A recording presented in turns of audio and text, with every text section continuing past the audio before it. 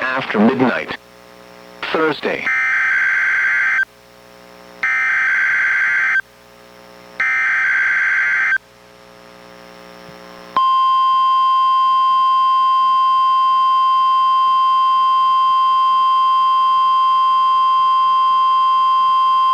This is the National Weather Service Office in Portland, Oregon.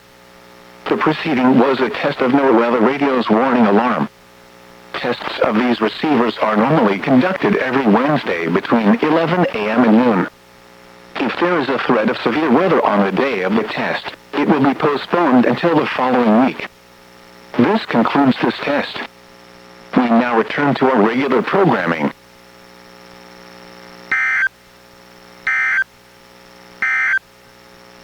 Coastal marine forecast for the waters from Cape Shorewater, Washington